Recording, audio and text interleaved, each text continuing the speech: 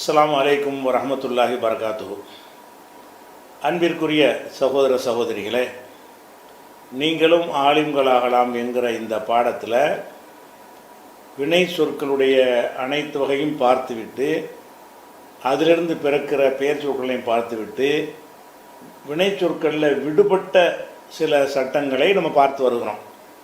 அதில் நேற்றைய தினம் 3 செய்திகளை நம்ம பார்த்தோம். ஒன்று, லம், லம்மா, இந்த 2 சொற்களை வருங்கால வினை சொல்லில் சேர்ப்பார்கள். அர்த்தம் சென்ற கால அர்த்தமாக வந்துடும்.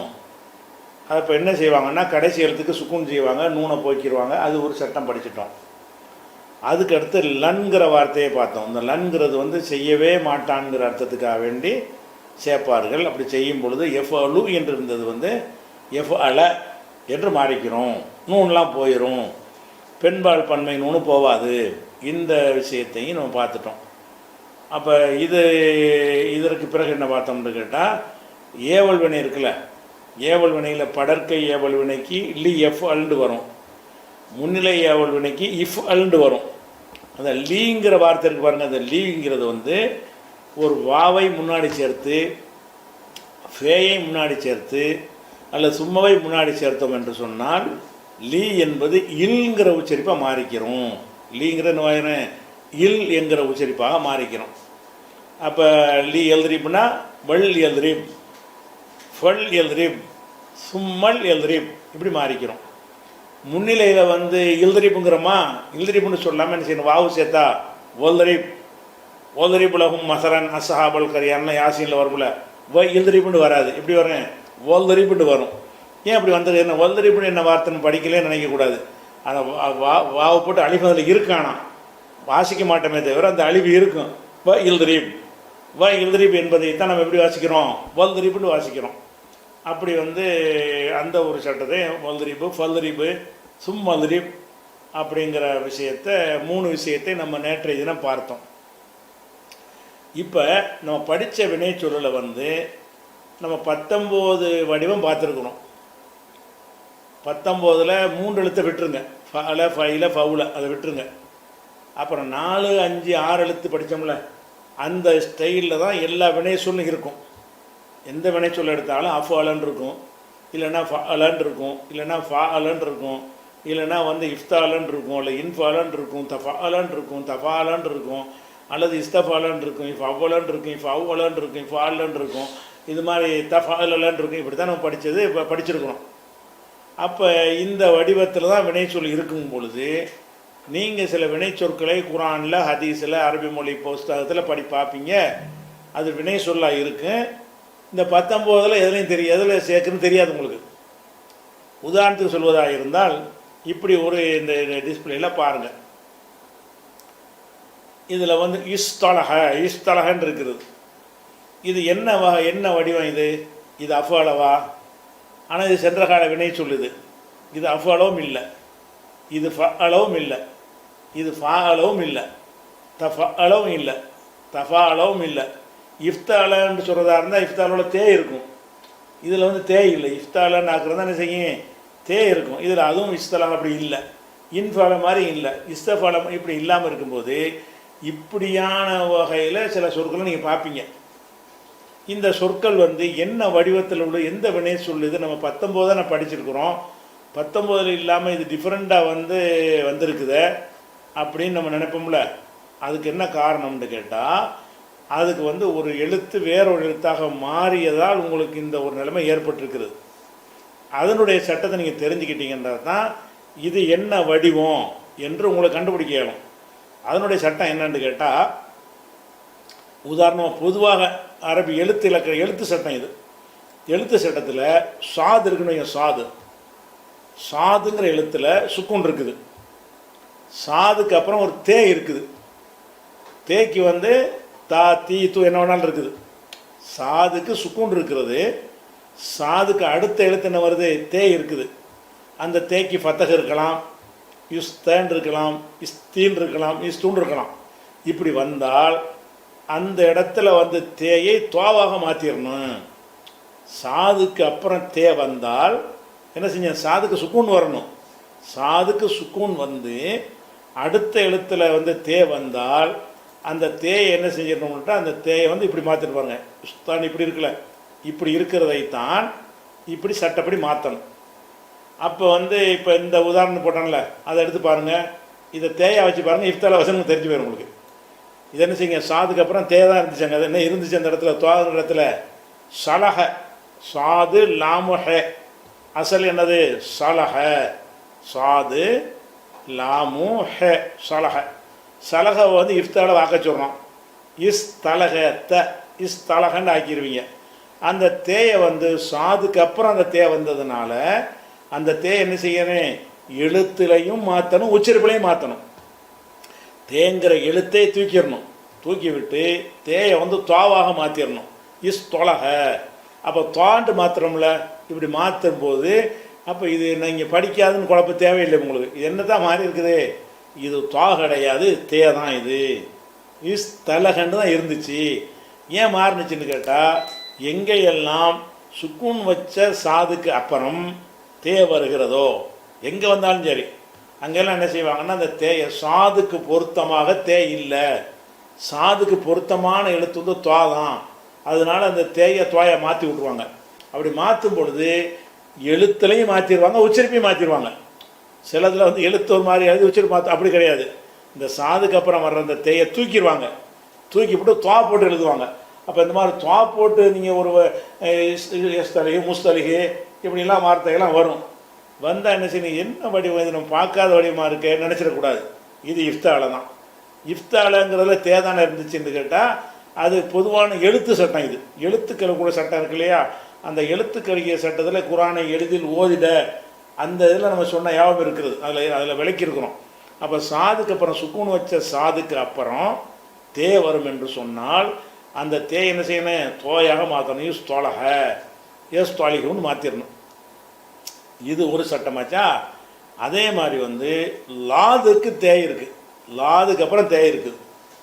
சுக்கூன் வச்சா லாது, அதுக்கப்புறம் தே இருக்குது. இந்த தேயையும் தேயாக சொல்லக்கூடாது. உதாரணமாக லரப இருக்குது. லரப என்பதற்கு நீங்கள் இஃப்தால சொல்லணும். எப்படி சொல்லுவீங்க, லரபக்கு இஃப்தால சொன்னால் இப்படி தான் சொல்லுவீங்க. எப்படி உதாரணமாக லரப இங்கே இந்த இருக்க லரப, லரபுக்கு இப்படி தான் இஃப்தால சொல்லணும். லரபன்னு இருக்கிறது, இதுக்கு இஃப்தால எப்படி சொல்லணும், இது தரப தே போட்டு சொல்லணும். ஆனால் சொல்லக்கூடாது. என்ன செய்யணும், இது துவரப துவா, இந்த லாதுக்கு அப்புறம் என்ன செய்யணும், அந்த தேயை வந்து தோயா சொல்லணும். இது துவரப. அப்போ இந்த மாதிரி ஒரு வார்த்தை வரும்போது என்னடா இது டிஃப்ரெண்ட்டாக இருக்குது, இது 19 வரலையும் நினச்சிடக்கூடாது. நம்ம படித்த 19 ஸ்டைலில் இது எந்த ஒன்றுலையும் சேர மாட்டேங்குதே அப்படின்னு நினைக்கக்கூடாது. இது என்னன்னு கேட்டால் அதை தேயை வச்சு பாருங்கள், சேர்ந்து கண்டுபிடிச்சிடலாம். நீங்கள் இந்த துவாங்கிற எழுத்தை வந்து தேண்டு வச்சு பாருங்கள். இழுத்தரப, ஓ இஃப்தால, இது அலிஃபும் தேயும் வந்தால் இஃப்தால தானே, ஒரு அலிஃபும் சேர்த்து தேயும் சேர்த்து இருந்துச்சுன்னா இஃப்தால. அப்போ இதில் தே இல்லாதனால நமக்கு கன்ஃபியூஸ் வரும், கன்ஃபியூஸ் வர தேவையில்லை. அப்போ அந்த சலகை, இந்த சாது இருக்குல்ல சலகன்னு இருக்குது, இஸ் தலகை, இதான் இஃப்தால, இப்படி தான் இருக்கும். அது எந்த இடத்துலலாம் இது இஃப்தாலுக்கு மட்டும் உள்ளது கிடையாது. எங்கெல்லாம் சுக்கூன் வச்ச சாது வந்து அதுக்கு பிறகு தே வருகிறதோ அங்கெல்லாம் வந்து தே வந்து தோயா மாறிக்கணும். இஸ் தலக. அதுக்கு அடுத்தது அதே மாதிரி இப்போ இந்த சபரன் இருக்குது. சபரவுக்கு இஸ்தபால சொல்லுங்கள், இஃப்தால சொல்லுங்கள். இஸ்தபரன் இருக்கு, அப்படி சொல்ல மாட்டாங்க, இஸ்தபர. அப்போ இந்த தா வந்து தோயா மாறிக்கணும். இது என்ன அமைப்புன்னு கேட்டால் இஃப்தால அமைப்பு. இஃப்தாரோட தே எங்கன்னு கேட்டால் தே தான் தோயா மாறி இருக்குது. ஏன் மாறினுச்சுன்னு கேட்டால் சாதுக்கு சுக்கூன் வச்சு அடுத்த எழுத்துக்கு தே வந்துச்சு என்று சொன்னால் அந்த தே வந்து இப்படி தான் மாறும். சரியா, அது ஒரு விஷயம். அடுத்து என்ன ஒரு எழுத்து உங்களுக்கு வந்து சாது, இதை படித்தாச்சு, இது படிச்சிட்டோமா, லாதுத்தை படித்தாச்சு. அதுக்கப்புறம் துவாவும் தேயும் இருக்குது. இப்படி இருந்தால் அந்த தேயும் துவாவை மாற்றி போடணும். மாற்றி என்ன செய்யணும், இருந்தால் சத்து பண்ணிட வேண்டியதான். தாண்டு என்ன செய்யணும், சத்து பண்ணிடணும். அப்போ ஏன்னு கேட்டால் இந்த தேயையும் துவையும் ஒரு அடுத்தடுத்து சொல்ல முடியாது, கஷ்டமாக இருக்கும்.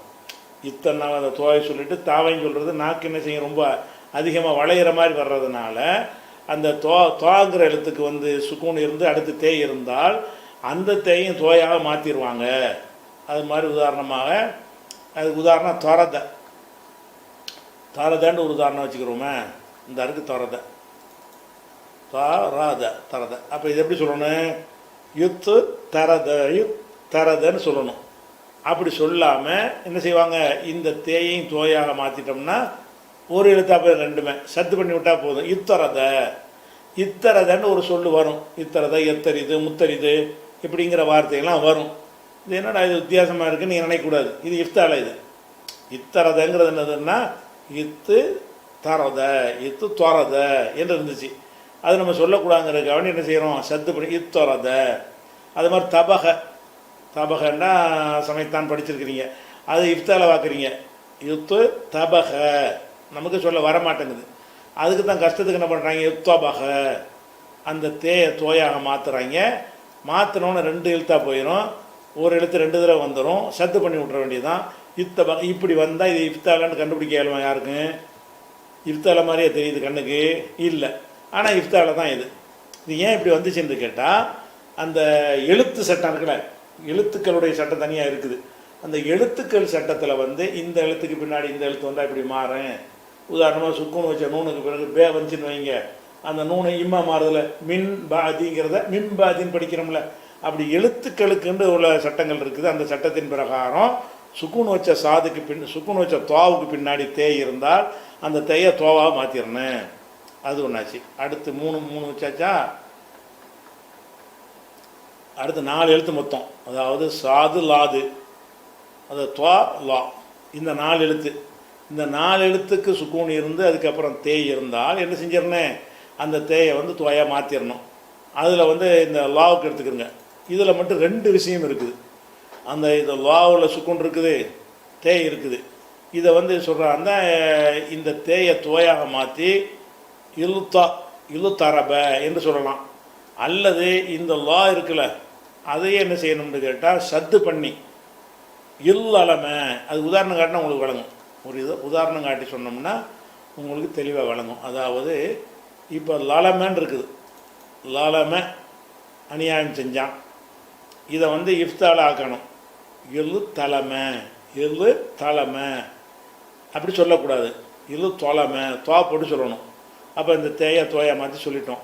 அல்லது இந்த சொல்லுக்கு மட்டும் ஒரு சட்டம் என்னன்னு கேட்டால், இந்த லாவையும் தோவையும் சொல்வதே கஷ்டமாக இருக்குன்னு நினைத்து என்ன செய்கிறாங்கன்னா இல்லலமைங்கிறாங்க. அந்த தோயையும் மாற்றாமல் அந்த லாங்கிற எழுத்தாகவே பின்னாடி உள்ளதை மாற்றி விட்றாங்க தேயை. அப்போ இழு தலைமை என்றும் அதை சொல்லலாம். இல்லலமைங்கிறது குரானில் நிறைய இடத்துல வருது. இல்லலமும் அம்புசகம்னு வரும். இது இல்லலமைன்னு வருது, என்ன இது இப்படி ஒரு சொல்ல நம்ம படிக்கலையே, 19 வடிவத்தில் இல்லைன்னா அது இல்லலமைங்கிறது கிடையாது. அது என்னது, எதனால் இப்படி வருதுன்றது எழுத்துடைய சட்டம். எழுத்துக்களுடைய சட்டத்தின் பிரகாரம் லோங்கிற சொல்கிறோம்ல, அந்த எழுத்துக்கு சுக்குன் இருந்து அதுக்கு பிறகு தே வந்துச்சின்னு சொன்னால் அந்த எழுத்து என்ன செய்யணும், தோயாக மாற்றிடணும். இல்லைன்னா அந்த லோயாக மாற்றி விட்றணும். லோன்னு தான் நீங்கள் பழைய வச்சுக்கிறனால சொல்கிறோம் உங்களுக்கு, அப்படி வந்து மாற்றி விட்டுறணும். அப்போ இதெல்லாம் வந்து உதாரணம் 3 உதாரணம் போட்டு காட்டுறேன் பாருங்களேன். இந்த சபர இஸ்தபர, அந்த தோயை மாற்றி இஸ்தபர. சலஹ இஸ்தலஹ இஸ்தொலஹ. லரப இல் தரப இல் தொரப. லரர இல் தரற, அது சொல்லக்கூடாது. என்ன செய்யணும், சத்து பண்ணிடணும். இல் தர்ற, இந்த வார்த்தை சத்து பண்ணிடணும். அதை தர்றன்னு சொல்லாமல் இல் தொர்ற. அப்படி தரத இருக்குது. இத்து தரதன்னு சொல்கிறதுக்கு பதிலாக இத்தரத. தபகன்னு இருக்குது, இத்து தபக என்று சொல்கிறதுக்கு பதிலாக இத்தபக. லலமை என்று இருக்குது, இழு தலைமை என்று சொல்கிறதுக்கு பதிலாக இழு தொலைமை அல்லது இல்தொலைமை, இப்படி மாற்றிக்கணும். அப்போ இது வந்து நீங்கள் இந்த வினைச்சொல் படித்த பாடத்தில் வந்து இந்த 19 வகையில் இல்லாமல் வேறு மாதிரி இருக்குதுன்னு நீங்கள் நினைப்பீங்கல்ல, வேறு மாதிரிலாம் இல்லை. இந்த சாது இல்லாத தோழன்ற அந்த 4 எழுத்து ஞாபகம் வச்சுக்கிறேன். சாது இல்லாத 2 ஒரே மாதிரி அடுத்தடுத்து வரக்கூடிய இந்த 4 எழுத்து உங்களுக்கு தெரிய தானே செய்யும். இந்த 4 எழுத்து அழிவு பேர் சொல்லும் பொழுது அடுத்தடுத்து வரக்கூடிய 4 எழுத்துக்கள். இந்த 4 எழுத்துக்கு உள்ள சட்டம் என்னன்னு கேட்டால், இந்த 4 எழுத்துக்களில் உள்ளதுக்கு சுக்குன் இருந்து அடுத்த எழுத்துக்கு தே இருந்துச்சின்னு சொன்னால் அந்த தேயை வந்து தோயாக மாற்றிடுவாங்க. தேங்கிற எழுத்தை வந்து எழுத்து வடிவத்தையும் மாற்றிடுவாங்க, எழுத்துடைய உச்சரிப்பையும் மாற்றிடுவாங்க. அப்படி மாற்றி வரும் பொழுது உங்களுக்கு வந்து அந்த இஃப்தால வரக்கூடிய சொல்லி இஃப்தால மாதிரி தெரியாது, ஆனால் இஃப்தால தான் அது. இஃப்தால மாதிரி உங்கள் கண்ணுக்கு தெரியாது, உச்சரிப்பு பார்த்தாலும் இஃப்தால மாதிரி இல்லை, எழுத்தை பார்த்தாலும் இஃப்தால மாதிரி இல்லை, டிஃப்ரெண்ட்டாக இருக்குது அப்படின்னு நினைத்தால் அது எதனால் வந்திருக்குன்னு கேட்டால் அந்த எழுத்துக்குரிய சட்டத்தினால் வந்த ஒரு விளைவு. அதே மாதிரி இது ஒரு சட்டமாச்சா. அதே மாதிரி இன்னும் ஒரு இதே மாதிரி உள்ள இன்னொரு சட்டம் இருக்குது. அதையும் தெரிஞ்சுக்கிட்டால் அவனுக்கு இந்த குழப்பங்கள்லாம் வராது. அதாவது தாலு தாலு ஜே, தாலு தாலு ஜே, ஜா தா தால் தால். அப்போ தாலு தாலு ஜா ஜா ஜேன்னு தான் நம்ம சொல்கிறோம், நம்ம சொல்கிற வழக்கப்படி சொல்லிக்கிறோம். அப்போ தாலு தாலு ஜே, இந்த 3 எழுத்து இருக்குன்னு வைங்க. இந்த 3 எழுத்துக்கு பிறகு என்ன வருதுன்னு கேட்டால் தே வருது. இந்த 3 எழுத்துக்கு சுக்குன் இருக்கிறது. இந்த ஜா ஜேக்கு சுக்குன் இருக்கிறது. அது மாதிரி தாலுக்கு சுக்குன் இருக்கிறது. அதுக்கப்புறம் தாலுக்கு சுக்குன் இருக்கிறது. இதுக்கப்புறம் என்ன வருதுன்னு கேட்டால் தே வருது. இந்த சுக்குன் இருந்து என்ன வருது, இப்படி வருது, இஸ் த அப்படி வருது. அதே மாதிரி தாலுக்கு சுக்குன் இருந்து, தாலுக்கு என்ன இருக்குது, சுக்குன் இருந்து என்ன செய்யுது,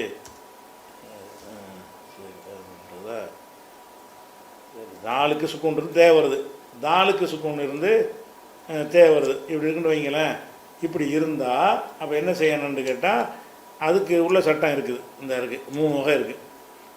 ஜேக்கு சுக்குனு, அதுக்கு அடுத்து தே, தாலுக்கு சுக்குனு, அதுக்கு அடுத்து தே, தாலுக்கு சுக்குனு, அதுக்கு அடுத்து தே.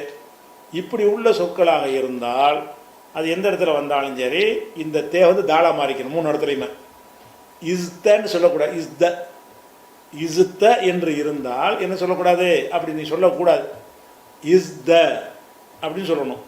அது மாதிரி இதுத்த, இது தால் இருக்குல்ல, புள்ளி வச்ச தால், இதுத்தன் இருக்கிறது, அதையும் தாலாத்தான் என்ன செய்யணும் சொல்லணும். இதுத்தன் இதுத்த இத்த. அப்போ அந்த ஜே தாலு தாலு இந்த 3 எழுத்துக்கு சுக்கூன் இருக்குமானால் அதற்கு பிறகு தே வருமானால் அந்த தே தாலா மாறிக்கிறேன். ஜெயாவில் மாறாது, தாலா தான் மாறும். சரியா?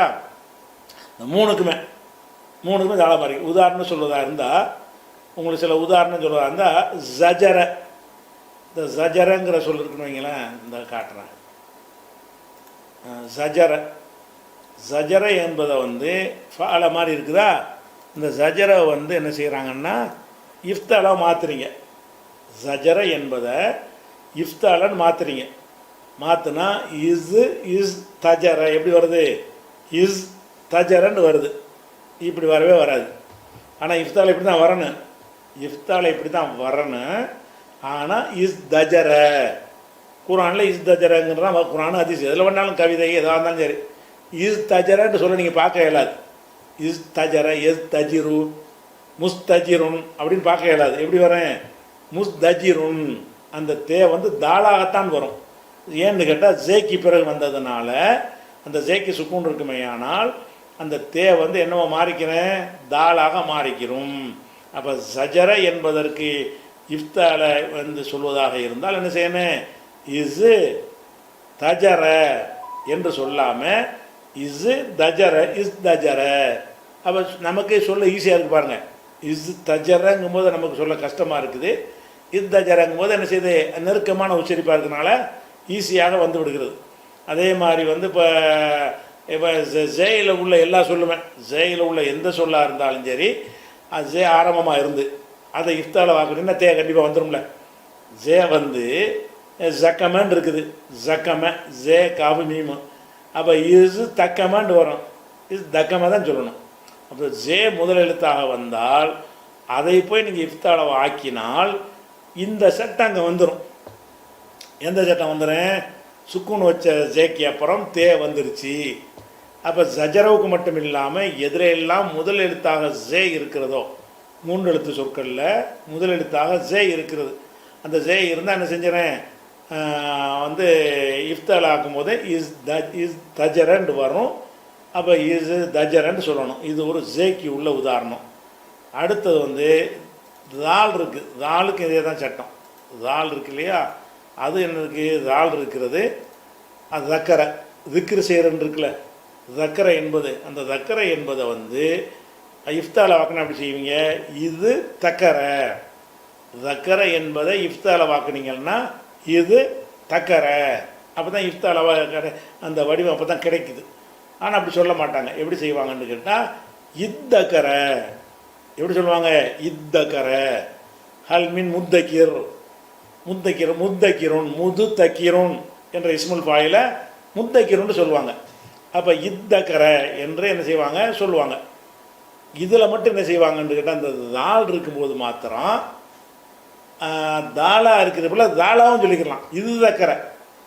அதாவது தால் வந்து ஃபஸ்ட் எழுத்தாக இருந்து தாலுக்கு அப்புறம் தே வந்தால் அதை என்ன செய்வாங்கன்னு கேட்டால் அந்த தேயை தாலாவும் மாற்றிக்கிடலாம், அந்த தேயை தாலாவும் மாற்றி. தால் தானங்க இருக்குது, தாலோட தால் சேர்ந்தால் சத்து பண்ண ஈஸியாக இருக்கும்ல. அதனால் அந்த தக்கரை என்பதற்கு வந்து இத்தக்கரை என்றும் சொல்லலாம். இது தக்கரை ரெண்டுமே தால் புள்ளி வச்ச தால் இப்படி மாற்றிக்கிடலான்னு ஒரு சட்டம் வச்சுருக்கிறாங்க. அது என்ன சட்டம்? அதே சுக்குன் வச்ச தாளுக்கு பிறகு தே வந்துருச்சு. அதே மாதிரி வந்து தரன்னு இருக்கிறது. இதை இஃப்தால வாக்கணும். எப்படி ஆக்குவீங்க? இது தர, இது தர அந்த இருக்குல்ல இப்படி வரும். இப்படி வரக்கூடாது. ஆனால் எப்படி சொன்னேன்? இத்தர, இது தர என்பதை என்ன செய்வாங்க? இத்தர. அப்போ என்ன வருதுன்னா தாலை ஆரம்பமாக இது எதுலாம் வரும்னு கேட்டிங்கன்னா முதல் எழுத்து வந்து இப்போ தகலன்னு இருக்குது. தால் உள்ள எழுத்து எதனா எடுத்துக்கிறீங்களேன். தகல. தகல என்பதற்கு இஃப்தால் எப்படி சொல்லுவீங்க? இது தகலன்னு வரும். தகல அதை இஃப்தால வாக்கணும். இது தகல அப்படி சொல்ல முடியாது. இத்தகல எப்படி சொல்லணும்? இத்தகல. இந்த தாலில் உள்ள தரச பாடம் நடத்தினான். தரச இஃப்தால சொல்லணும். இது தரசன்னு சொல்லலாமான்னா சொல்லக்கூடாது. இத்தரச. தரஜ, தரஜன்னா நுழைத்தான், நுழைந்தான். அப்போ இது தரஜ சொல்லக்கூடாது. வேற செய்யணும் இத்தரஜ. அப்போ ஃபஸ்ட்டு தால் இருந்தால், ஃபஸ்ட்டு ஜே இருந்தால், ஃபஸ்ட்டு தால் இருந்தால், ஃபஸ்ட்டு ஜே இருந்தால் அந்த சொல்லை இஃப்தாலா வாக்கும் பொழுது இந்த நிலை ஏற்படும். எந்த நிலை ஏற்படும்? சுக்குன்னு வச்ச எழுத்துக்கு பின்னாடி தே வந்துருச்சு. ஏன்னா இஃப்தால தானே தே சொருகிறோம். வேறு வசனில் தேயை கொண்டு நடுவில் சொருக மாட்டோம். இஃப்தாலோட தேயை கொண்டு நுழைக்கிறோம். அப்போ தே நுழைக்கிற இடம் வர்றதுனால அந்த இடத்துல என்ன ஆகுதுன்னு கேட்டால் இந்த ஜேக்கு அப்புறம் தே வர்றது, தாலுக்கு அப்புறம் தே வர்றது, தாலுக்கு அப்புறம் தே வர்றதுங்கிறது இந்த இஃப்தாலவில் தான் வரும். வேறு அமைப்பில் நீங்கள் மாற்றுறீங்கன்னா எனக்கு தரகாண்டு இருக்குது, அஃபாலன்னு மாற்றுறீங்க, அதிராண்டு வரும். தே வருமா? தர்ற ஆண்டு வரும், தார ஆண்டு வரும், வராது. இந்தர ஆண்டு வரும், இஸ்ததிர ஆண்டு வரும். எதுலேயுமே தே கொண்டு என்ன செய்வோம்? தாலுக்கு அப்புறம் வராது. இந்த தாலுக்கு அப்புறம் தே வர்றதுங்கிறது எப்போ வரும்னு கேட்டால் இஃப்தாலன்னு மாற்றினா மட்டும்தான் வரும். அப்போ எந்த எழுத்தில் வந்து ஜே முதல்ல இருக்குதோ, ஜேயுடைய எந்த வார்த்தையை வேண்டாலும் என்ன செய்யுங்க எடுத்துக்கிறங்க. அப்போ ஜேயுடைய எந்த வார்த்தையை 3 எழுத்து சொல்லு, முதல் எழுத்து ஜே, அதை இஃப்தாலா மாற்றினீங்கன்னா என்ன செய்யும்? ஜபர, ஜே பே ரே இருக்குது. ஜபர எப்படி சொல்லணும்? இஸு தபரன்னு சொல்லக்கூடாது. Is தபர, issue தபர. எழுத்துலையும் தே இருக்காது, உச்சரிப்புலையும் தே இருக்காது. தாலை தான் மாறிக்கணும். அப்போ தாலு தாலு ரே. இந்த தாலு தாலு ஜே, இந்த ரே கிடையாது. தாலு தாலு ஜே இந்த 3 எழுத்து வந்து அதுக்கு சுக்கூன் பெற்று அதுக்கடுத்து தே வந்தால் அந்த தேயை தாலாக மாற்றணும் என்று எழுத்து சட்டம். அந்த சட்டம் இஃப்தாலவில் தான் கிடைக்கும். வேறு இந்த வினை சொல்லை பொறுத்த வரைக்கும் இஃப்தாலவில் தான் இப்படியான ஒரு நிலைமை நீங்கள் சந்திப்பீங்க. அப்படி சந்தித்தா என்ன செய்யணும்? தாலுக்கு அப்புறம் தே வருதா மாற்றி விட்ருங்க. எல்லாத்துலேயும் வருங்காலங்கள் எல்லாத்துலேயும் இப்படி மாறிடும். சென்ற காலத்தில் மட்டும் வராது. உதாரணமாக வந்து இப்போ உதாரணமாக ஜஜரன்னு வருதுல்ல, ஜஜர வருங்காலம் எஸ்ஜுரு, சரியா? எஸ்ஜுருன்னு வருது. அதுக்கு எத்தால சொன்னால் எஸ் தஜிரு, எஸ் தஜிரு, எஸ் தஜிரு தான். வருங்காலமாக இருந்தாலும் சரி, எவ்வளோ இருந்தாலும் சரி, எல்லா இடத்துலையும் இந்த குழப்பம் வந்துக்கிட்டே இருக்கும். எல்லா இடத்துலையுமே இந்த தே வந்து காணா போயிடும். தே இடத்துல தாளு தான் இருக்கும். அப்போ இந்த 3 எழுத்து சொற்களில் எந்த சொல்லில் வந்து ஃபஸ்ட் எழுத்தாக ஜே இருக்கிறதோ, ஃபஸ்ட் எழுத்தாக தால் இருக்கிறதோ, ஃபஸ்ட் எழுத்தாக தால் இருக்கிறதோ அதற்கு பிறகு தே வரும் என்று சொன்னால் அந்த தேயை தாளாக மாற்றி உச்சரிக்க வேண்டும். சென்ற காலத்தில் வருங்காலத்தில் ஏவல்ல இஸ்முல் ஃபாயில் சொல்லி பாருங்கள். ஜஜர இஸ்முல் ஃபாயில் என்ன? இஃப்தால வாக்கி, சஜரவை இஃப்தால வாக்கி இஸ்முல் ஃபாயில் சொன்னால் முஸ்தஜிருன். முஸ்தஜிருன்னு சொல்லக்கூடாது, முஸ்தஜிருன். இஸ்முல் மஃபூலா இருந்தால் முஸ்தஜருன். அமுர் சொல்லுங்கள், இஸ்தஜர எஸ்தஜிரு, இஸ்தஜிர், இஸ்தஜிர்னு சொல்லக்கூடாது, இஸ்தஜிர். படற்கையில் சொல்லி பாருங்கள், லி எஸ்தஜிர், லி எஸ் தஜிர்னு சொல்லக்கூடாது, லி எஸ்தஜிர். அப்போ எல்லாத்துலேயுமே இந்த சென்ற கால வினையில் மட்டும் வராது. சென்ற காலமாக இருக்கட்டும், வருங்காலமாக இருக்கட்டும், ஏவலாக இருக்கட்டும், விளக்கலாக இருக்கட்டும், இஸ்முல் ஃபாயிலாக இருக்கட்டும், இஸ்முல் மஃபூலாக இருக்கட்டும், கருவி பெயராக இருக்கட்டும், எந்த ஒன்றாக இருந்தாலும் அது இஃப்தாலன்னு வந்துருச்சுன்னு சொன்னால், மஸ்தர் கூட எடுத்துக்கோங்க. இஸ் தஜரன் இருக்குது, மஸ்தர் என்ன? இஸ் திஜாருன்னு வரும்ல, திஜாருன்னு சொல்லக்கூடாது, இஸ் திஜாருன். இஸ் தஜரன்னு மாற்றிட்டதுனால இஸ் திஜாருன். அப்போ எல்லாம் இஃப்தாலேருந்து வரக்கூடிய அனைத்துமே, இஃப்தாலோடு வரக்கூடிய வருங்காலம், இஸ்முல் ஃபாயில் எல்லாத்துலேயுமே இந்த நிலைமை ஏற்படும். எந்த நிலைமை ஏற்படும்? சுக்கூன் வச்ச ஜேக்கு அப்புறம் தே, சுக்கூன் வச்ச தாலுக்கு அப்புறம் தே, சுக்கூன் வச்ச தாலுக்கு அப்புறம் தே என்று வருமானால் அப்போ என்ன செய்யணும்? அதையும் இப்படி மாற்றணும். அப்போ எதுக்கு இது சொல்கிறோன்னு கேட்டால், இப்படியான வடிவத்தை நீங்கள் பார்ப்பீங்க குரானை வாசிக்கும் பொழுது, ஹதீஸை வாசிக்கும் பொழுது. உதாரணமாக, உலகது எஸ்ஸர்னல் குரான், குரானை லேசாக்கி இருக்கிறோம், இது திக்ரி விளங்குவதற்கு. இப்போ ஹல்மின் முத்தக்கிர்னு வரும். ஏன்னா முத்தக்கிர் என்னது, என்ன சொல்லுது, எதுலேருந்து வந்துச்சு? தக்கரவுலேருந்து வந்திருக்குது. தக்கரவுலேருந்து இஃப்தால இது தக்கரை, இது தக்கரை, இத்தக்கரைன்னு சொல்லிடுவோம். இத்தக்கரைன்னா இஸ்முல் ஃபாயில் என்ன? முத்தக்கிருன். இப்போ ஹல்மி முத்தக்கிர். அப்போ முத்தக்கிருன்றோன்னு முத்தக்கிரா என்ன, எதுலேருந்து இஸ்முல் ஃபாயில் இது அப்படின்னு நம்ம குழப்பம் வர தேவையில்லை. ஏன்னு கேட்டால் இந்த தாலு தாலு ஜே அதுக்குரிய சட்டம் அப்படின்னு விளங்கிக்கிறது. இது ஒரு கூடுதலாக நம்ம இந்த படித்த விஷயத்தில் என்ன செய்யணும், தெரிஞ்சு கொள்ள வேண்டிய ஒரு விஷயம். அடுத்து இதெல்லாம் எதுக்குன்னு நீங்கள் படித்த சட்டத்துக்கு மாற்றமாக சில இடங்கள் தென்படும். அது மாற்றம் கிடையாது, உண்மையிலேயே அது ஒரு சின்ன ஒரு சேஞ்ச் ஆகிருக்கிறது. அது நீங்கள் படிக்காத ஒரு புது வடிவம் கிடையாது. நீங்கள் இந்த 19 வடிவம் படிச்சிங்கல்ல, அதை தாண்டிய வடிவம் கிடையாது. இந்த 19 தான். அந்த 19 தாண்டின வடிவம் மாதிரி உங்களுக்கு தெரியும் என்று சொன்னால் அது என்னவாக இருக்கு? ஏதோ ஒன்று வேறு ஒன்றா மாறி இருக்குதுன்னு தான் விளங்கிக்கிறணும். அதுக்கு தான் உங்களுக்கு இந்த எடுத்துக்காட்டிருக்கோம். சாதுல் அது தோலைன்னு அந்த நாளில் இருக்குதுன்னு சொன்னால், அதுக்கு பிறகு வந்தால் தோயா மாற்றிக்கிறங்க. தாலு தாலு ஜேக்கு அப்புறம் தேவைன்னு சொன்னால் அந்த தேவை தாலா மாற்றிக்கிறங்க. அது எங்கே இப்படி வரும் என்று கேட்டால் இஃப்தாலோட தான் வரும். வேறு எந்த அந்த 19 வடிவத்தில் எந்த இடத்துலையும் வராது. அலஃபா அல தஃபா அலன்னு வச்சு எந்த வார்த்தை ஜே ஆரம்பத்தில் உள்ள இந்த சஜரன்னு இருக்கிறது, அதை அஃபால வாக்குறீங்க. அஸ்ஜர தேவரலையே, சஜ்ஜர தேவரலையே, ஜாஜர த சஜ்ஜர முன்னாடி ஜேக்கு அப்புறம் வரல, த சஜ்ஜர த ஜாஜர, அப்புறம் இஸ் தசுஜர, இஸ் தசுஜரோட ஜேக்கு அப்புறம் ஜீன் தான் வந்திருக்கு, முன்னாடி தான் தேவை வந்திருக்கு. அப்போ இன் சஜர. அப்போ எல்லாத்துலேயும் பார்த்தீங்கன்னா அந்த நம்ம வரமாட்டேங்குது. இந்த 19 வடிவத்தில் இஃப்தால வடிவத்தில் மட்டும்தான் நம்ம தேயை ஃபேக்கி அப்புறம் சேர்க்குறோம். இஃபு தாளவில் என்ன பண்ணுறோம்? ஃபேக்கி அப்புறம் தேயை சேர்க்குறோம். ஃபேக்கி அப்புறம் தேயை சேர்த்தா தாளுக்கு அப்புறம் தேவை வரத்தானே செய்யும். இஃபு தாளவில் அலிஃபு ஃபே சேர்க்குறீங்க, ஃபேக்கி ஃபேண்டா முதல் எழுத்துக்கு அப்புறம் தேயை சேர்த்திங்கன்னா அப்போ எல்லா சொற்களும் இப்படி வருமே. தாளு தாளு இருக்கிற எந்த சொல்லாக இருந்தாலும் அதுக்கப்புறம் தேவை வந்துடும். அது இஃப்தாலுங்கிற வடிவத்துக்காக வரும்.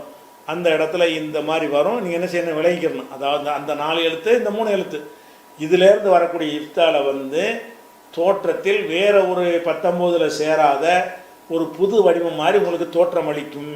அது புது வடிவம் கிடையாது, அது இஃப்தால வடிவம்தான். அது செதஞ்சு வந்திருக்குது. இஃப்தாலுங்கிற வடிவம் என்ன செஞ்சுருக்குது? அந்த சொல் இலக்கணம், எழுத்து இலக்கணம், இது எழுத்து இலக்கண சட்ட பிரகாரம் என்ன செஞ்சுருக்குது? அது செதஞ்சி உருமாறி வந்திருக்கிறதே தவிர இது புது வடிவம் இல்லை. இது ஒரு விஷயம், நீங்கள் தெரிஞ்சுக்கிற விஷயம். அடுத்து இன்னொரு தெரிஞ்சுக்கிற விஷயம் இருக்குது. நீங்கள் பார்க்கும் பொழுது டிஃப்ரெண்ட்டாக குரானில் அதிசயெல்லாம் பார்ப்பீங்க. அது மாதிரி உள்ளதெல்லாம் தெரிஞ்சுக்கிறது தான். ஏன்னா நீங்கள் படித்ததுக்குள்ளே எல்லாம் வந்துடணும்.